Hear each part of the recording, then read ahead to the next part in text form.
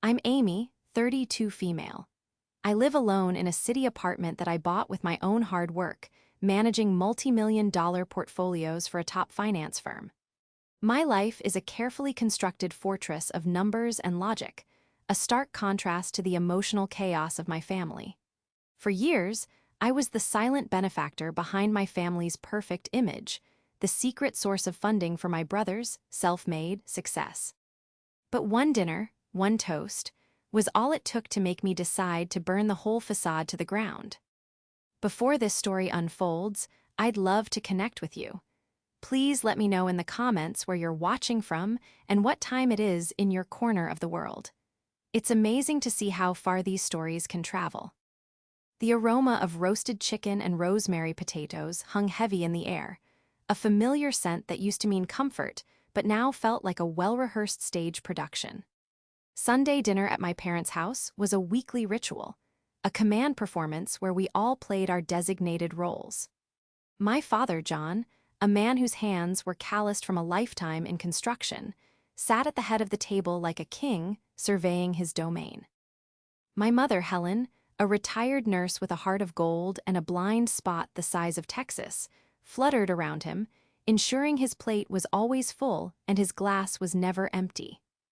My aunt, Paige, my mother's sister, was usually there, her sharp eyes missing nothing but her tongue held in check by a fragile sense of family loyalty. And then there was Andrew, my younger brother, the golden child. He was 8 years my junior, a fact my parents never let me forget. He was the charming one, the easygoing one, the one who could do no wrong. He was in his second year of law school at a prestigious university, an achievement my father spoke of with a booming pride that echoed through every family gathering. Andrew sat across from me, a smug, self-satisfied smile playing on his lips as he recounted a recent victory in a mock trial competition. "The professor said I had a natural talent for litigation," Andrew said, puffing out his chest. "He thinks I'm a shoo-in for the law review next year."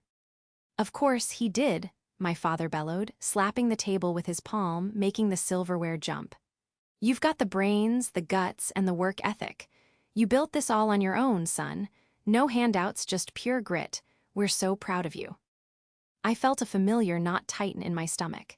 It was a bitter, metallic taste I had grown accustomed to over the years.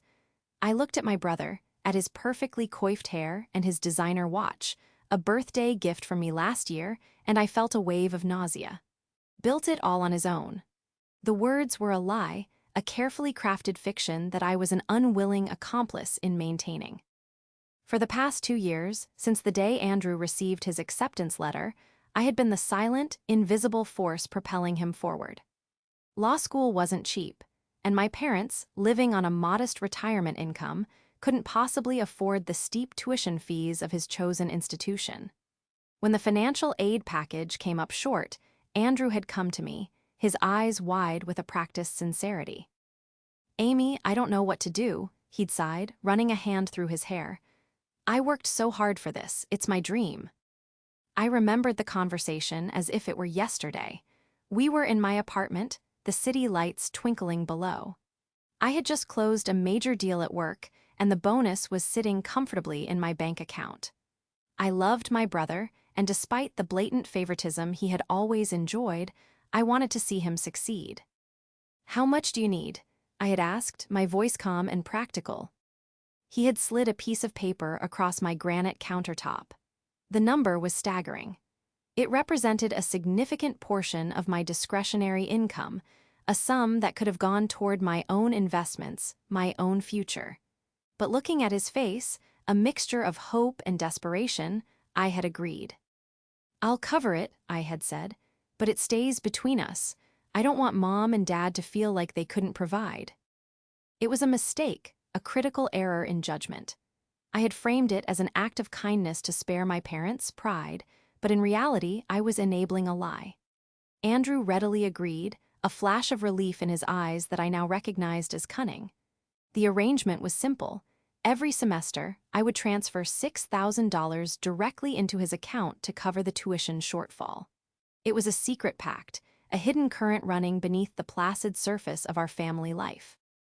Now, listening to my father's booming praise, I felt like a fool. My sacrifice, my generosity, had been erased from the official family history, replaced by the myth of Andrew the self-made man. I looked at my mother, who was beaming at her son with tears in her eyes. I looked at my aunt, who gave me a quick, almost imperceptible glance of something that looked like pity. He's always been so. Driven, my mother added, her voice thick with emotion. Even as a little boy, he was always so determined to make something of himself.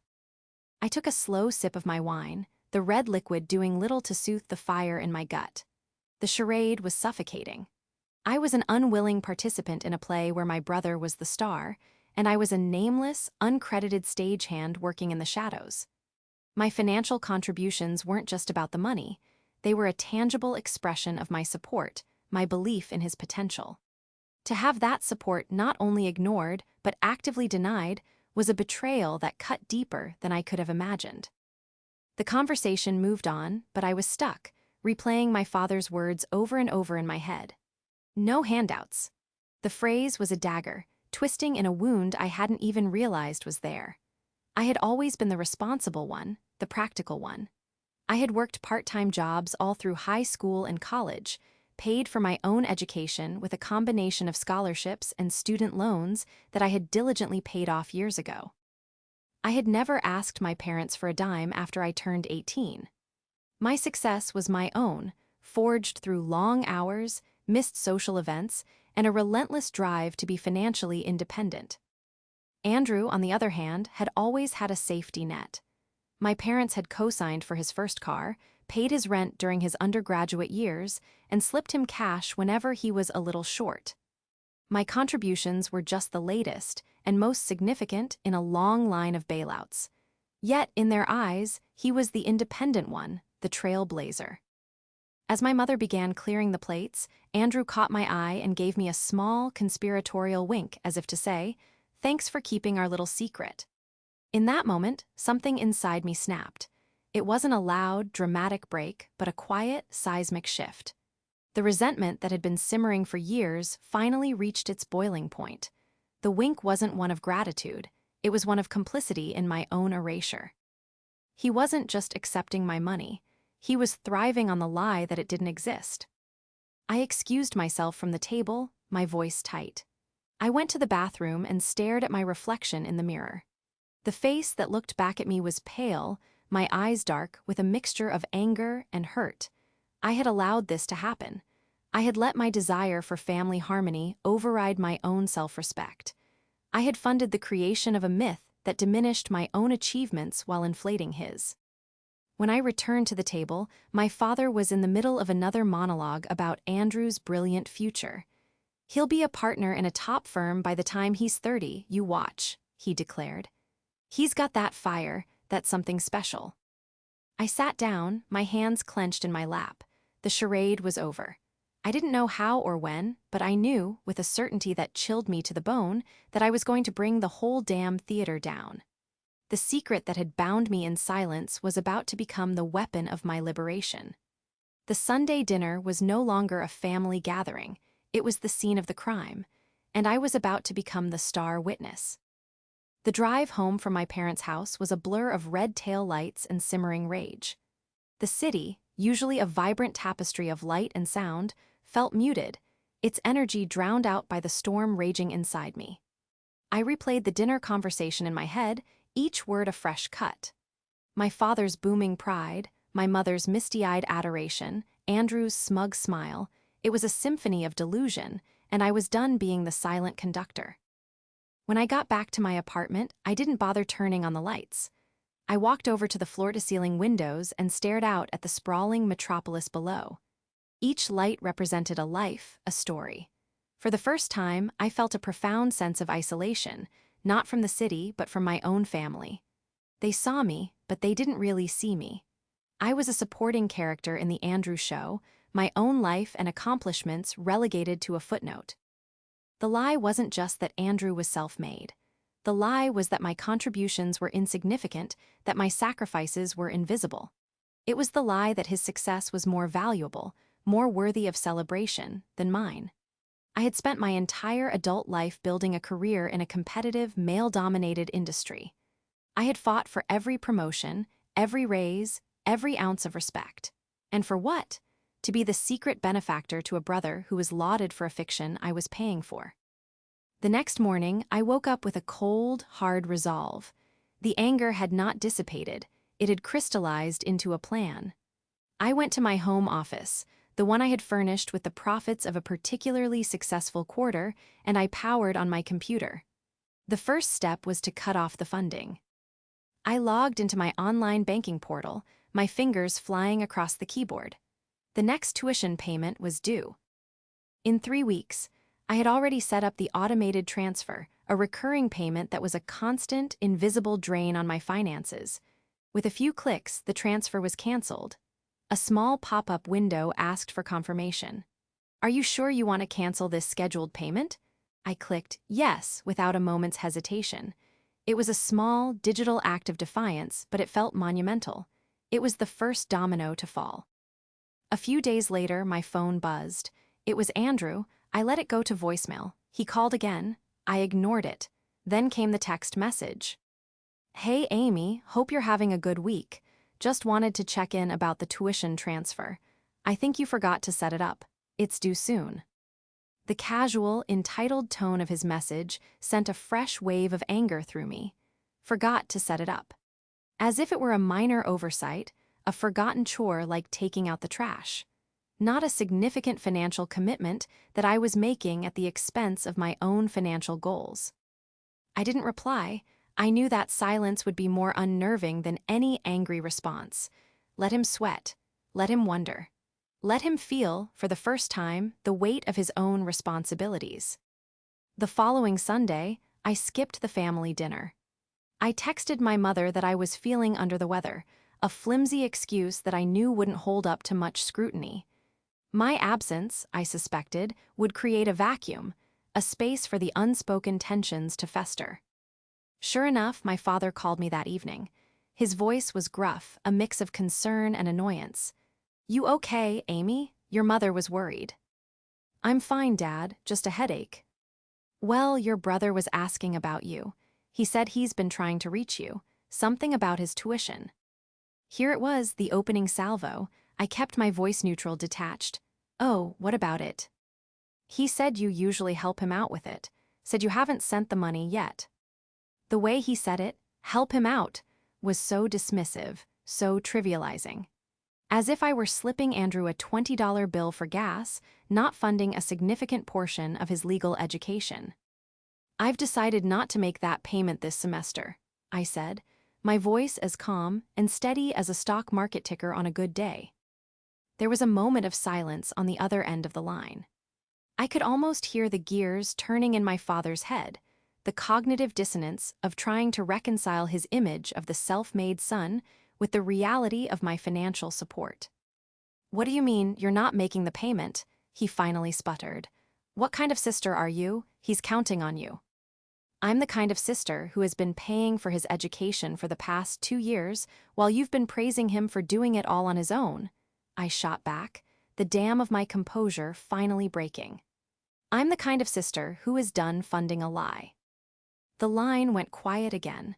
The accusation hung in the air, heavy and undeniable. I had broken the unspoken rule. I had brought the truth into the light.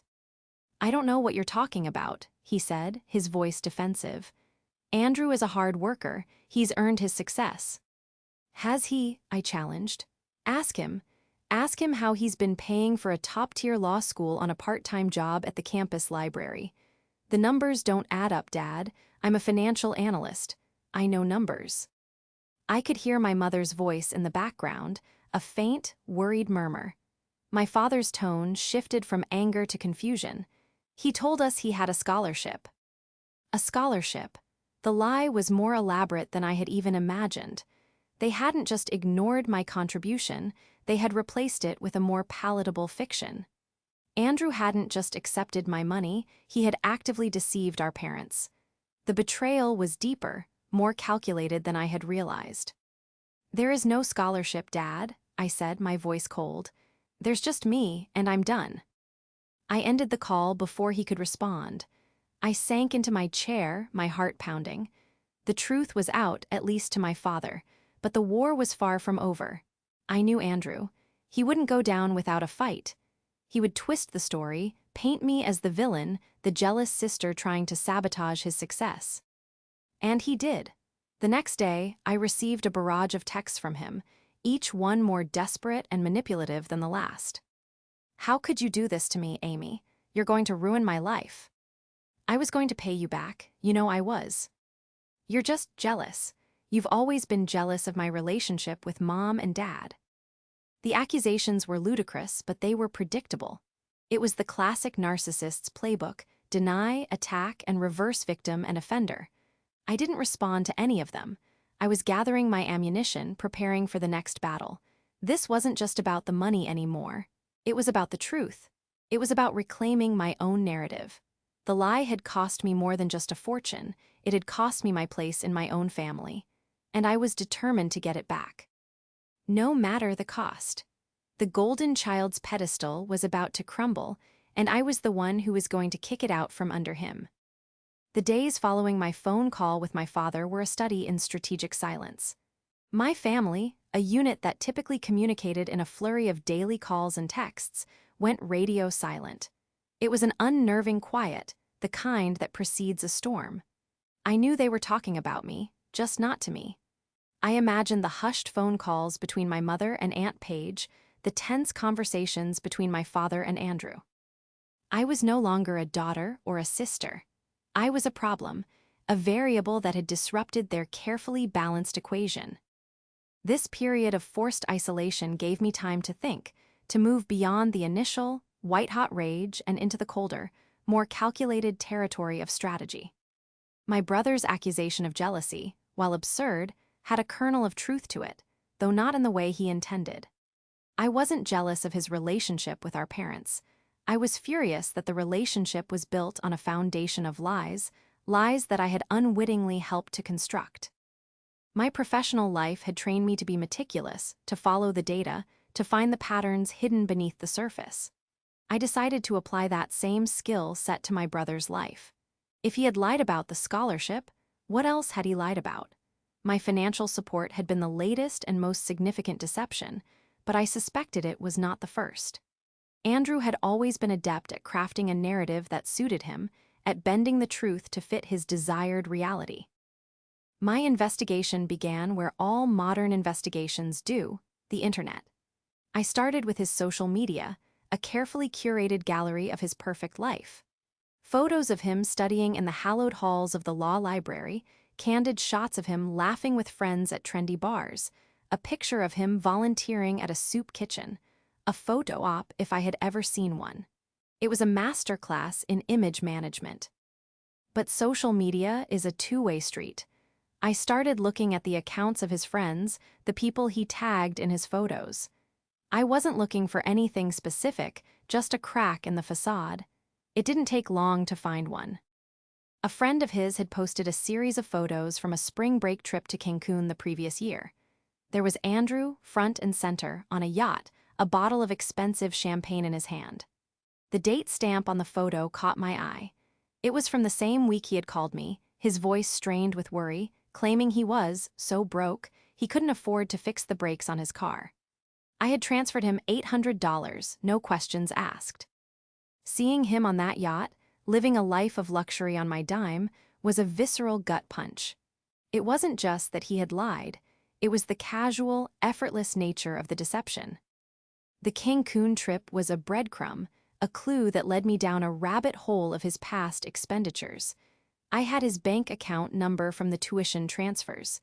While I couldn't access his account directly, I had other means. I was a financial analyst, after all. I knew how to read the signs, how to follow the money. I started by reviewing my own financial records, cross-referencing every transfer I had ever made to him with his social media activity. The pattern was damning. The emergency request for money for a new laptop coincided with a weekend trip to a music festival. The unexpected dental bill aligned with the purchase of front-row tickets to a professional basketball game. Each request for help, each sob story, was a carefully constructed fiction designed to fund a lifestyle he couldn't afford. But I needed more than just my own records. I needed irrefutable proof, something that would dismantle his narrative in a way that even our parents couldn't ignore. I thought back to his undergraduate years. My parents had paid his rent, but he had always complained about being short on cash. I wondered how he had managed. A long shot, but I decided to reach out to an old college friend of mine who had attended the same university as Andrew, a few years ahead of him.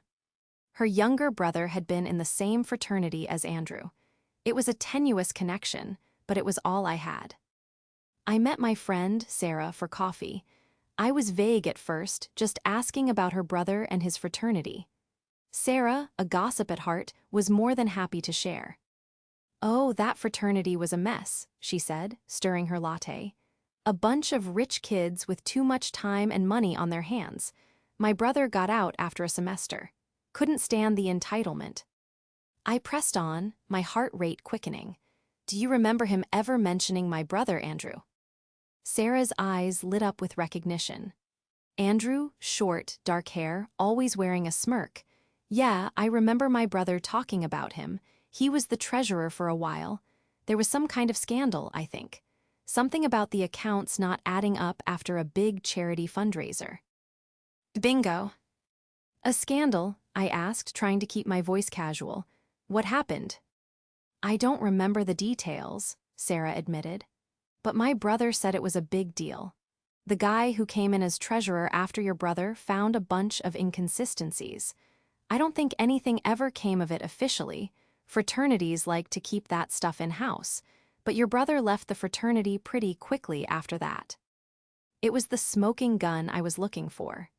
Andrew hadn't just lied to me, he had a history of financial misconduct. He wasn't a struggling student, he was a con artist, and our family was his primary mark. I spent the next week digging deeper into the fraternity scandal. It was difficult, as Sarah had said. These organizations were notoriously secretive, but I was relentless. I tracked down the name of the student who had replaced Andrew as treasurer.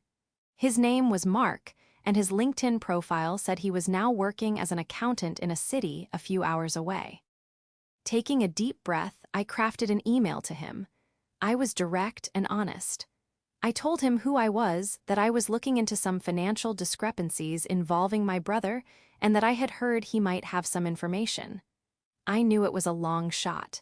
He had no reason to help me, a complete stranger. To my surprise, he responded within a day. "I remember your brother," the email read. "And I remember the mess he left behind. I'm not sure what I can share with you, but I'd be willing to talk." We arranged a phone call for the following evening. I was nervous, my hands shaking as I dialed his number. Mark was cautious at first, but as I explained the situation with the scholarship and the constant requests for money, his tone softened. "That sounds about right," he said with a sigh. "Look, after Andrew stepped down as treasurer, I found a black hole in our accounts. We had just hosted a big philanthropy event, raised over $10,000 for a local children's hospital, but the final donation was $5,000 short. There were no receipts, no paper trail, just a series of cash withdrawals from the fraternity's bank account that Andrew had authorized." My blood ran cold. This was worse than I had imagined. He hadn't just stolen from me, he had stolen from a charity. "What did you do?" I asked, my voice barely a whisper. "We confronted him," Mark said. "He denied everything, of course, said it was a bookkeeping error. But we knew. We couldn't prove it without a full-blown audit, and the national chapter didn't want the bad press. So we made a deal. He would quietly resign from the fraternity, and we wouldn't take it any further. The rest of us had to pool our own money to make up the difference for the donation. We couldn't let the charity suffer because of him." I thanked Mark for his time, my mind reeling. From the revelation, the golden boy, the self-made man, was a thief. He had a history of deception, of exploiting the trust of those around him for his own financial gain. I now had the ammunition I needed. This was no longer just about tuition payments and hurt feelings. This was about exposing a pattern of behavior that was toxic and destructive. The unraveling was complete. Now, it was time to start weaving the net. Armed with the damning revelation from Andrew's former fraternity brother, I felt a grim sense of validation.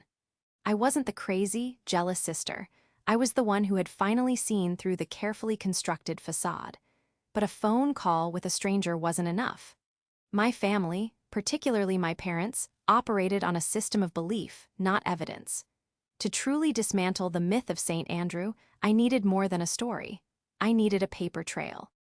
My professional life revolved around documents, balance sheets, income statements, audit reports. I knew that numbers don't lie. People do.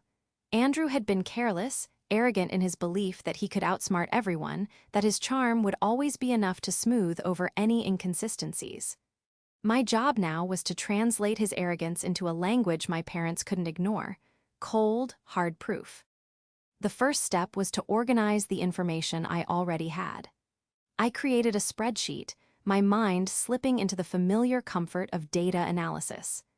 I listed every transfer I had made to Andrew, not just for tuition, but for every emergency that had cropped up over the years.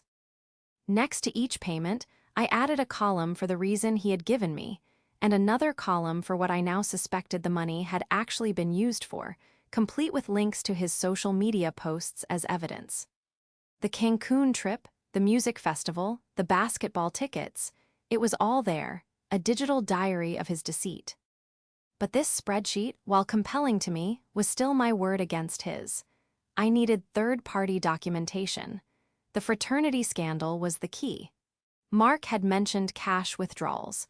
If Andrew had been foolish enough to use the fraternity's debit card for his own expenses, there would be a record.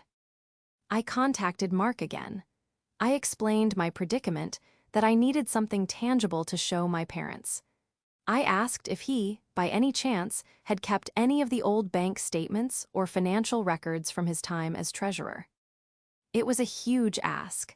I was asking him to dredge up a painful memory and to potentially expose himself to legal trouble. I expected him to refuse, but Mark, it turned out, was a man who valued integrity. "It's funny you should ask," he said, a wry tone in his voice. "When I took over, I was so paranoid about being blamed for the mess that I made copies of everything from Andrew's tenure. I have a folder in my cloud storage with scanned copies of all the bank statements from that year. I'll share it with you. Just be careful. Your brother is a piece of work." When the link to the folder arrived in my inbox, my hands were trembling. I opened it, and there it was, a year's worth of the fraternity's financial life, laid bare in a series of PDF files. I spent the next 2 nights poring over the documents, my eyes scanning line by line, cross-referencing dates and amounts. It was tedious, painstaking work, but my adrenaline was running high. And then I found it, a series of cash withdrawals, just as Mark had said. But there was more. A charge at a high-end clothing store for over $600, a dinner at a steakhouse that cost more than my weekly grocery bill, a payment to a luxury car rental company, all made during the weeks leading up to the charity event, all from the fraternity's account. Andrew hadn't just stolen the cash, he had been treating the charity fund as his own personal slush fund. The final piece of the puzzle was the most damning. I found a record of a wire transfer from the fraternity's account to a travel agency. The amount was just over $2,000. The date was 2 weeks after the charity event. On a hunch, I went back to Andrew's social media, scrolling back through his posts from that year, and there it was. A photo album titled Eurotrip 19. Pictures of him posing in front of the Eiffel Tower, sipping a beer in a German beer garden, eating gelato in Rome. The trip had taken place a month after the wire transfer. He had used the stolen charity money to fund a European vacation. I felt a profound sense of disgust. It was one thing to lie to his family, to take money from a sister who was trying to help him. It was another thing entirely to steal from a charity, from a children's hospital. It was a level of moral bankruptcy that I hadn't thought him capable of. I meticulously documented everything. I highlighted the relevant transactions on the bank statements. I took screenshots of his social media posts, matching the dates to the fraudulent charges. I created a timeline, a clear, linear narrative of his descent. Tian. The final product was a 10-page report, complete with a summary, supporting documents, and a conclusion. It was the kind of report I would prepare for a high-stakes corporate client, and I was about to present it to the most difficult board of directors of my life, my family. The final piece of my preparation was a legal one. I was about to accuse my brother of theft. I needed to understand the potential ramifications. I booked a consultation with a lawyer, a sharp, no-nonsense woman who specialized in family law and financial disputes. I laid out the whole story, presenting her with my report. She listened patiently, her expression unreadable. When I was finished, she looked at me, a glimmer of admiration in her eyes. "You've done your homework, Ms. Evans," she said. "This is an incredibly thorough and well-documented case of financial malfeasance." She advised me on the legal definitions of fraud and theft, the potential civil and criminal liabilities Andrew could face if the fraternity or the charity decided to press charges. She also warned me about the potential for a defamation lawsuit if I couldn't back up my claims, a warning that only strengthened my resolve to stick to the undeniable facts. "Your strongest leverage," the lawyer concluded, "is the threat of exposure. Your brother has a future career in law to protect. The last thing he wants is a public record of financial misconduct. You hold all the cards, Amy. The question is, how do you want to play them?" I left her office with a clear head and a steady hand. I now had the evidence, the legal understanding, and the strategic framework. The paper trail of deceit was complete. It was no longer a tangled web of lies. It was a straight line, leading directly from Andrew's greed to his downfall. The next Sunday dinner was in 2 days. I was ready. The charade was about to end, not with a quiet fizzle, but with a loud, resounding bang. The week leading up to the next family dinner was the calm before the storm. I spent my days at work, immersing myself in the familiar world of spreadsheets and market analyses, a welcome distraction from the impending confrontation. But in the evenings, my apartment became a war room. I rehearsed my lines, anticipated their reactions, and planned for every contingency. This wasn't just about revealing the truth, it was about controlling the narrative. For too long, Andrew had been the author of our family's story. I was about to seize the pen. My plan was simple, but it required precision timing. I didn't want a screaming match. I didn't want a messy, emotional implosion. I wanted a controlled demolition, a systematic dismantling of my brother's carefully constructed world, executed with the clinical precision of a surgeon. The day before the dinner, I prepared a package.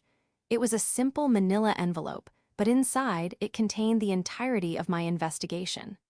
I had printed everything: my spreadsheet of his emergency requests, the highlighted fraternity bank statements, the screenshots of his lavish trips, and a summary of my conversation with Mark. I also included a final, crucial document, a formal promissory note drafted by my lawyer.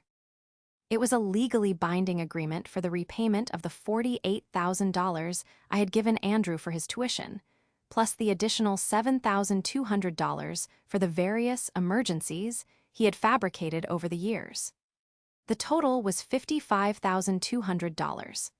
The note outlined a clear repayment schedule, set to begin the month after his graduation.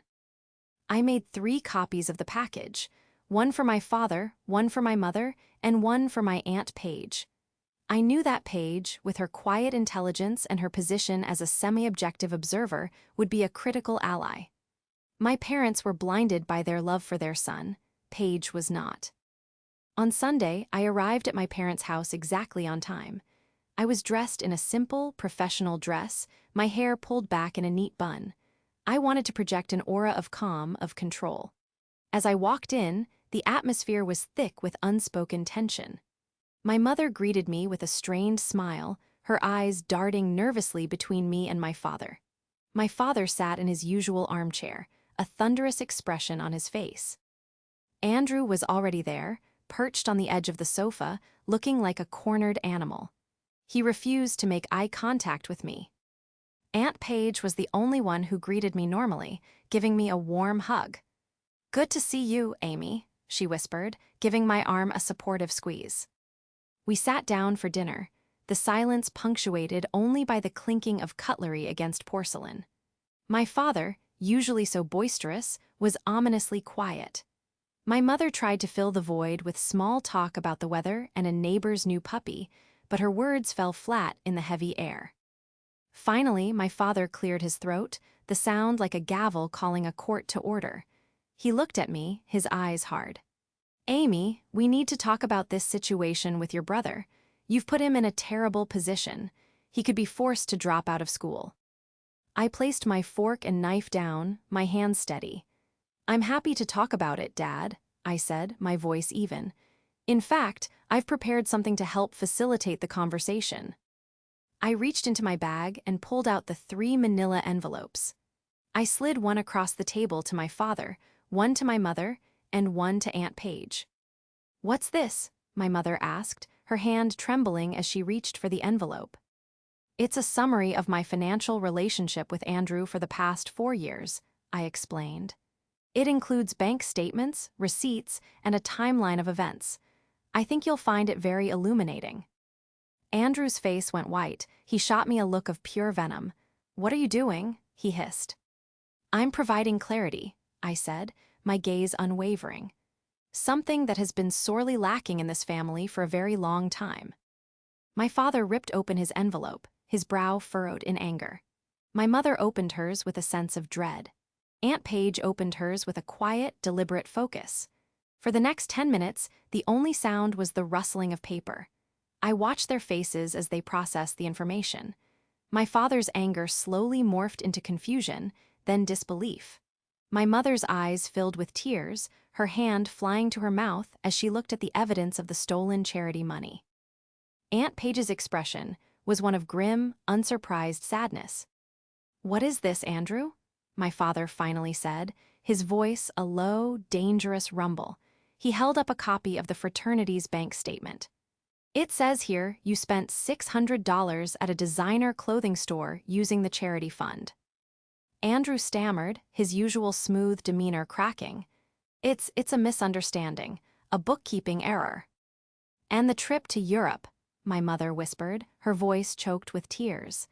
"The pictures you sent us, you told us you won a travel grant from the university." Andrew was floundering, drowning in the sea of his own lies. I let the evidence speak for itself. I didn't need to raise my voice or make accusations. The documents did the work for me. They were a cold, impartial judge, and their verdict was clear. Finally, my father looked at me, his eyes filled with a complex mixture of shame, anger, and a dawning, painful understanding. "You've been paying his tuition all this time." "Yes," I said simply. "Every semester, and for every other emergency he's had. It's all in the report." He slumped back in his chair, the bluster gone, replaced by a weary resignation.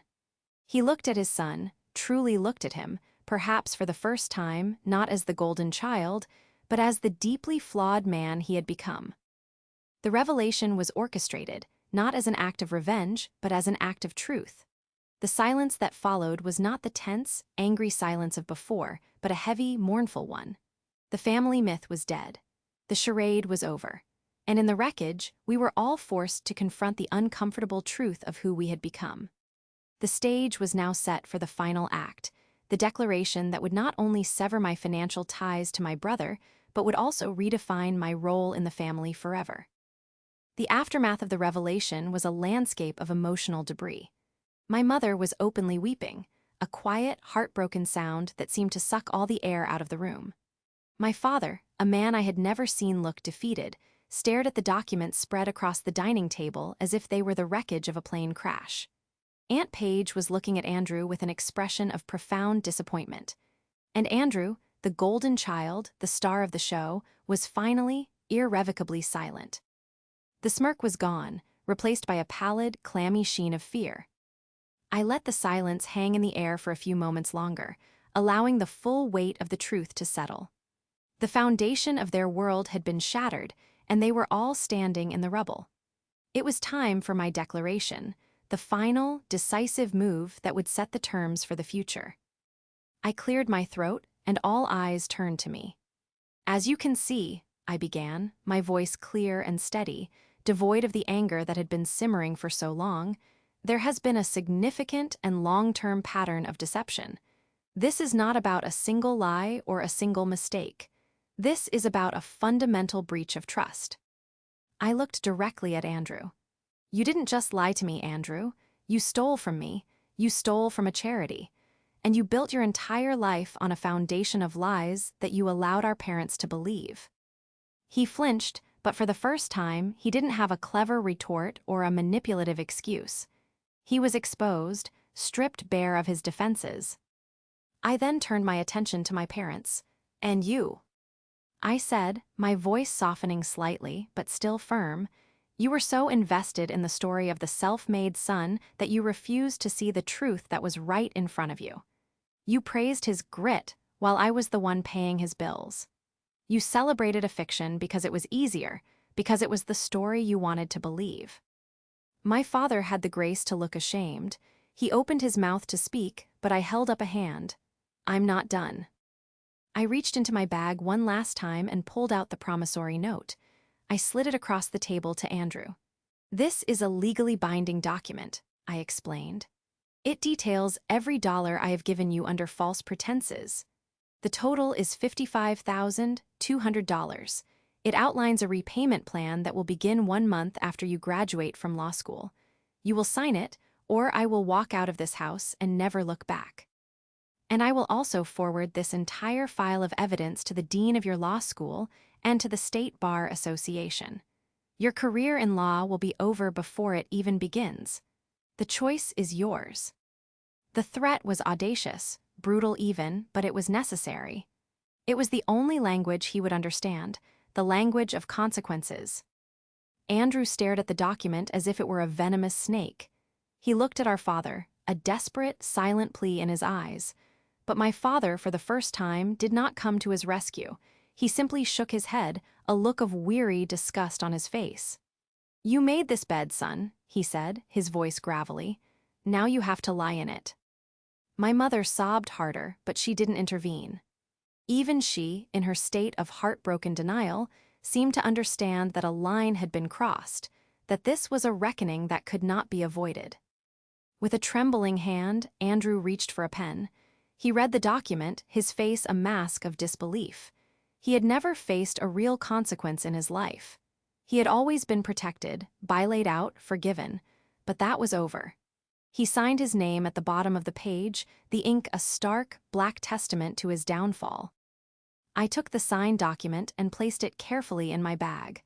I stood up, my chair scraping against the hardwood floor. My financial support is, of course, terminated, effective immediately. How you choose to fund the remainder of your education is your problem to solve. I looked at my parents, my aunt, my now indebted brother. The power dynamic in the room had shifted irrevocably. I was no longer the silent, overlooked daughter. I was a force to be reckoned with. "I love you all," I said, and it was the truth, as complicated and painful as that love now was. "But I cannot be a part of this family dynamic any longer. The lies, the favoritism, the willful blindness, it's toxic, and I'm done. I need space. I need to build a life for myself that isn't defined by the role you have all cast for me." I walked to the door, my footsteps echoing in the silent room. Aunt Paige stood up and followed me. She gave me another hug, this one fierce and proud. "You did the right thing, Amy," she whispered. "It was hard, but it was right." I nodded, a lump forming in my throat. I walked out of the house, not looking back. The cool night air felt clean, fresh. I had walked into that dinner as the family's dirty little secret, the silent, unacknowledged benefactor. I walked out as the master of my own destiny, the architect of my own future. The dinner party was over. The declaration had been made. The old world was in ashes. It was time to build a new one.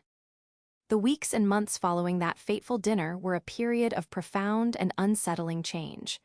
The severing of ties, while necessary, was not without its pain. The silence from my family was no longer a tense, strategic quiet, but a vast, empty chasm. My parents, caught between a lifetime of doting on their son and the undeniable proof of his deceptions, retreated into a cocoon of confusion and shame. They didn't call. I didn't either. The weekly Sunday dinners, the command performances that had defined our family life for so long, simply ceased to exist. The only person I heard from was Aunt Paige. She called me a few days after the confrontation, her voice a comforting balm on my raw emotions. "They're in a state of shock," she explained. "Your father is wrestling with his pride, and your mother is wrestling with a broken heart. It's going to take them time, Amy." Paige became my bridge back to a world I wasn't sure I still belonged to. She gave me updates, not to draw me back into the drama, but to reassure me that life was, in its own fractured way, moving forward. Andrew, she told me, had been forced to take out a substantial student loan to cover his final year of law school. He had also taken a job as a bartender, the late nights and demanding work a stark contrast to his previously charmed life. The golden boy was finally learning the meaning of grit, and he was learning it the hard way. Without the financial drain of my brother's life, my own world began to expand. The $6,000 I had been transferring to him every semester was now being diverted into my own investment portfolio. I watched it grow, a tangible symbol of my reclaimed future. I had more disposable income, more freedom. I started traveling, taking weekend trips to places I had always wanted to see. I invested in myself, taking a course in pottery, a hobby I had long been curious about. The feeling of the clay spinning beneath my hands was therapeutic, a reminder that I could shape my own world, create something beautiful out of a formless lump. I also reconnected with friends I had neglected, my time and energy no longer consumed by the emotional weight of my family's dysfunction. I was lighter, freer. I had spent so many years as the responsible one, the caregiver, the secret provider, that I had forgotten what it was like to simply be Amy. About 6 months after the dinner, I received a letter in the mail. It was from my mother. Her handwriting was shaky, the words on the page stained with what I imagined were tears. It was not a letter of apology, not in the way I might have expected. It was a letter of grief. She mourned the family she thought she had, the son she thought she knew. She expressed her confusion, her pain, her love for me, a love that had been overshadowed by her blindness to my brother's faults. She didn't ask for forgiveness. She simply asked if one day we could have lunch, just the two of us. I agreed. We met at a neutral location, a small cafe halfway between her house and my apartment. It was awkward at first, the conversation stilted. But slowly, tentatively, we began to build a new foundation, one based not on secrets and lies, but on a fragile, emerging honesty. She told me that my father was in counseling, trying to come to terms with his role in creating the dynamic that had allowed Andrew to flourish unchecked. It was a shocking revelation. My father, a man of stubborn pride, had admitted he needed help. The first payment from Andrew arrived on the exact date stipulated in the promissory note. It was a small amount, the minimum required, but it was there. It was not an act of contrition, I knew, but an act of self-preservation. But it was also a sign that the consequences were real, that the world he had created for himself had irrevocably changed. My relationship with my parents is still a work in progress. It is not the relationship it once was. It is something new, something more honest, and, I hope, more resilient. We are learning to communicate without the buffer of secrets, to see each other as we are, not as we wish we were. I am no longer the silent benefactor, the invisible force propping up a false narrative. I am the architect of my own life, the master of my own finances, the author of my own story. The foundation I am building is my own, forged not in the shadows of someone else's success, but in the bright, unfiltered light of my own truth. And for the first time in a very long time, my future feels entirely my own.